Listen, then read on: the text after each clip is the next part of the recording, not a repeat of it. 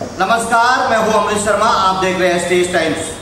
आज हमारे स्टूडियो में भिवंडी लोकसभा क्षेत्र के कांग्रेस के युवा नेता राकेश पाटिल हमारे साथ में हैं। आइए जानते हैं राकेश पाटिल से कि भिवंडी लोकसभा क्षेत्र में और पूरे देश में कांग्रेस को किस तरह से मजबूत करेंगे और किस तरह से कांग्रेस की प्रक्रिया चालू है।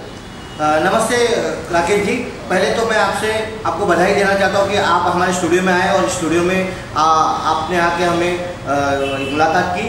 बहुत बहुत आपका धन्यवाद। मैं जानना चाहूँगा आपसे कि 2019 का लोकसभा जो चुनाव है वो चुनाव कांग्रेस किस तरह से देख रही है। जिस तरह से कांग्रेस आज मजबूत होते जा रही है, राजस्थान, छत्तीसगढ़ और मध्य प्रदेश में जैसे जीती है, उसी तरह से पूरे देश में भी परिवर्तन होने की आकांक्षा है। क्या कहना चाहेंगे आप? आज मोदी लहर कम हो रही है और कांग्रेस 2019 में जीत रही है। छत्तीसगढ़, मध्य प्रदेश, राजस्थान जिस तरह का चुनाव कांग्रेस पार्टी ने जीता, वहाँ की जनता ने दिखाया कि कांग्रेस ये देश को चला सकती है, कांग्रेस किसान को संभाल सकती है, कांग्रेस बेरोजगार को रोजगार दे सकती है। इसलिए इस 2019 में कांग्रेस की सरकार आ रही है और मोदी लहर पूरी तरह खत्म हो चुकी है। कांग्रेस पार्टी के जो सुप्रीमो है राहुल गांधी जी, उन्होंने चुनाव के पहले 10 दिन पहले ही किया कि किसानों का कर्जा माफ़ कर देंगे और जैसे ही कमलनाथ जी सीएम बने 2 घंटे के अंदर ही उन्होंने सारे किसानों का कर्जा माफ़ किया, उस फाइल पे उन्होंने साइन कर दिए। आपका क्या मानना है, महाराष्ट्र में इस तरह का कोई ठोस कदम उठाया सरकार ने? अगर 2019 में कांग्रेस की सरकार देश में भी आ जाती है, राहुल जी पीएम बन देते हैं, उसके बाद महाराष्ट्र में भी सरकार आ जाती है, तो हमारे सब वरिष्ठ नेता उसके बारे में कुछ न कुछ किसान के लिए करने वाले हैं। जो मैं इस तरह से इस व्यासपीठ से आपसे इतना कहना चाहूँगा कि कांग्रेस ऐसी पार्टी है जो किसान के दुख सुख और उसके हर दर्द में उसका सहारा देने का काम कांग्रेस पार्टी करेगी और उसके बारे में हमारे नेता उसके सही तरीके का निर्णय ले लेंगे। एक सवाल और है कि 25 तारीख को जन संघर्ष यात्रा कोकण विभाग से 25 तारीख को पूरे महाराष्ट्र में घूम रही है और 25 तारीख को भिवंडी लोकसभा क्षेत्र में आने वाली है। आपका क्या मानना है कि ये जो जन संघर्ष यात्रा है उससे आने वाले चुनाव में कुछ फर्क पड़ेगा, कांग्रेस को उससे मजबूती मिलेगी, क्या होने वाला है उसमें? जन संघर्ष यात्रा कोकण विभाग में जो चालू हुई है, मैं आपको खास कर ये 6 नंबर का टप्पा है हमारा।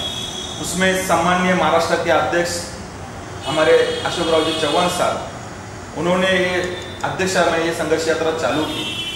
उनका ये संघर्ष यात्रा चालू करने का एक ही सवाल था कि ये महाराष्ट्र सरकार ने जिस तरीके का कर्जा लोगों को फंसवेगिरी की है, जिस तरीके का गाजर दिखा है, बेरोजगारों को रोजगार नहीं दिया है, आज इंडस्ट्री में हालत खराब है, आज कुछ भी नौकरियां बची नहीं है, उस सब सवालों का जवाब सरकार से मांगने के लिए लोगों में हम लोग जा रहे हैं। जन संघर्ष यात्रा से माध्यम से लोगों को हम कह रहे, जनता को कह रहे कि अभी जन संघर्ष की जरूरत है, हमें इस राज्य को जन संघर्ष की जरूरत है और उसके लिए हमारे नेता सम्माननीय श्री अशोकराव जी चौहान साहब और उनके साथ में सब हमारे प्रदेश के नेता, विरोधी पक्ष नेता सब साथ में रह के महाराष्ट्र के हर गांव में, हर विधानसभा में, हर लोकसभा क्षेत्र में घूम घूम के पूरे जनता को आह्वान दे रहे कि महाराष्ट्र के हित में और जनता के हक के लिए हम लोग जन संघर्ष यात्रा पूरे महाराष्ट्र में सम्माननीय अशोकराव जी चौहान साहब ने चालू की। और इसका इफेक्ट मैं आपको ये बताता हूँ, जहाँ भी जन संघर्ष यात्रा की सभा हो जाती है, रैली निकलती है, हजारों के संख्या में लोग, किसान और जनता रास्ते पे आके उनका स्वागत कर रही है। सर, एक सवाल और मेरा है कि अभी 2019 का चुनाव आ रहा है, जिस तरह के आज पॉलिटिकल पार्टियां सब एकजुट पर एक प्लेटफॉर्म पे आई है और मोदी सरकार एक प्लेटफॉर्म पे है और दूसरी पार्टियां वो एक प्लेटफॉर्म पे आई है, क्या आगे आने वाली चुनाव में रणनीति कांग्रेस की क्या रणनीति रहेगी, किस तरह की तैयारी की है? आप कुछ थोड़ा बता सकते हैं किस तरह की कांग्रेस की क्या तैयारी है? हमारे राष्ट्रीय अध्यक्ष राहुल जी गांधी जी, हमारे महाराष्ट्र के अध्यक्ष सामान्य अशोकराव जी चौहान साहब, इन्होंने कांग्रेस के विचार धारा पे लड़ने की जो ताकत है, वो विचारधारा पूरे हम जनसंपर्क अभियान से जो हमने अभियान पिछले कुछ महीनों से चलाया था और उस अभियान का एक और पार्ट है जन संघर्ष यात्रा और लोगों में हम जाके हर घर जाके जनसंपर्क कर रहे हैं और उसमें हम लोग आघाड़ी के साथ में लड़ रहे हैं। हमारे मित्र पक्ष के साथ में राष्ट्रीय अध्यक्ष और हमारे महाराष्ट्र के अध्यक्ष सामान्य अशोकराव चव्हाण साहब उसमें कुछ तो डिसीजन ले लेंगे। हम तो उनके कार्यकर्ता हैं कांग्रेस पार्टी के। कांग्रेस पार्टी हर अपने विचार लेके और इस मोदी लहर खत्म हो चुकी है और हम लोग 2019 में कांग्रेस की सरकार बनाने के इसमें लोगों में जाके आज उसके लिए वोटिंग करने के लिए उनको हमारी गवर्नमेंट क्या किया था, ये गवर्नमेंट को क्या दिया, इस सब हम लोग को समझा के उनके घर घर करके प्रचार कर रहे। हम हमारी तैयारी में लगे हैं। 2019 में हमें कांग्रेस जिताना है और कांग्रेस पार्टी को सत्ता में लाना है। हमारा हर कार्यकर्ता उसके लिए काम कर रहा है। राकेश जी, जिस तरह से आपने बताया कि जनसंपर्क संघर्ष यात्रा के माध्यम से पूरे महाराष्ट्र में और कोकण में कांग्रेस अपनी मजबूती के रास्ते पे चल रही है, क्या लगता है आपको जिस तरह से भाजपा के लोग योजना पे योजनाएं बता रहे और उनकी योजनाओं पर कितनी सफल और विफल है, आपका क्या मानना है? आज भाजपा ने जो छूटेपन दिखा दे रही है, आज मैं आपको एक सही में कहना चाहूँगा, भाजपा के लोगों में सिर्फ डिजिटल मार्केटिंग शो शाइनिंग चालू है। ग्रास रूट में लोगों की परेशानियाँ बहुत बढ़ी हुई है। आज मैं ग्रामीण क्षेत्रों में कहूँ तो वही हालत है। हर युवा वर्ग कॉलेज पढ़ाई होने के बाद, कोई डिग्री लेने के बाद उसके पास जॉब नहीं है। उसके बाद में सबसे बड़ी हालत ऐसी हो रही है, जो किसान था वो किसान को जो दाम मिलता था जिस तरीके से, वो दाम उनको मिल नहीं रहा है। उनके जो भी आज खेतीबाड़ी कर रहे उसमें जो उनको सही में फ़ायदा हो रहा था वो उतना हो नहीं रहा है। उसके बाद में जो भी कॉलेज पढ़ते समय जो कॉलेज पढ़ते हुए उनमें सब्सिडी गवर्नमेंट से जो आती थी, उनको हर कास्ट वाइज जो उनको सब्सिडी मिलती थी फीस में, वो बहुत कम हो चुकी है। केंद्र सरकार के उसमें नियम में पहले कम करती थी पिछले बार। जी, ये बताएंगे कि जिस तरह से भाजपा ने कई सारी 4-4.5 साल में कई सारी योजना की घोषणा की, उस घोषणा को आप कितना सफल और विफल मानते हैं?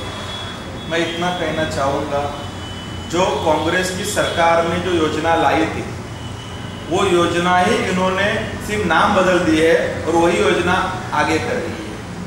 ये इन्होंने जो कांग्रेस गवर्नमेंट ने जो लोगों के लिए योजना ला रही थी वही नाम बदल के कर रही है और उनके बजट कम कर दिए। इसलिए उनके बहुत कुछ योजना कांग्रेस की रीति रिवाज में नहीं चल रही थी, जैसे कांग्रेस सरकार चला रही थी। इसलिए उनकी योजना कुछ योजना भी फेल हो रही है। उन्होंने नाम चेंज करके उसमें कुछ चेंजेस किए। इसलिए कांग्रेस की पुरानी योजना आप देखोगे तो सब सही है। MRGS म्हणजे उनमें राष्ट्रीय रोजगार हमी योजना, जिसमें हर किसान को या हर आदमी को जब गांव-गांव में काम करेगा उसको 250 रुपये मिलता था।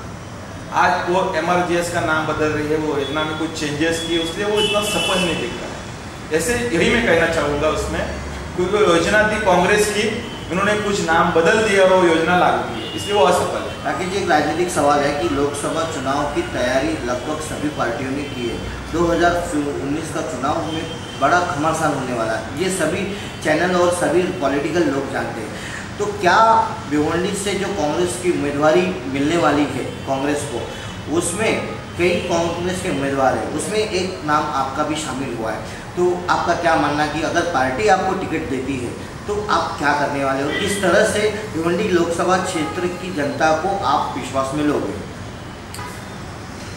हमारे आदरणीय राष्ट्रीय अध्यक्ष सम्माननीय राहुल जी और हमारे महाराष्ट्र के अध्यक्ष सम्माननीय अशोकराव चव्हाण साहब, इन्होंने अगर मुझे मौका दिया तो उनका आदेश समझ के ये भिवंडी लोकसभा क्षेत्र में जो विकास करना है, जो भिवंडी पूरा लोकसभा क्षेत्र की प्रगति करना है, उसके लिए मैं हमेशा बांधिल रहूँगा ये मतदार संघ का। और मैं ये 5 साल में बहुत कुछ ये मतदार संघ का स्टडी कर चुका। मेरी एक टीम है जो मतदार संघ के हर असेंबली में काम कर रही है और उन्होंने जो डेटा जमा किया, ये मतदार संघ में बहुत कुछ समस्या है। वो समस्या को लेके मैं इस मतदार संघ में वो विकास काम करूँगा और इस मतदार संघ की प्रगति करने का हमेशा काम करूँगा। ये थे राजेश पाटिल जी, कांग्रेस के युवा नेता। इन्होंने ये बात साफ कह दी है कि जनता की जो भी समस्या रहेगी वो कांग्रेस के माध्यम से मैं जनता की सेवा करूंगा और जनता के लिए काम करूंगा।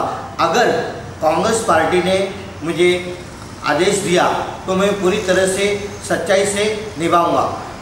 भिवंडी से अमरीश शर्मा, राकेश पाटिल के साथ।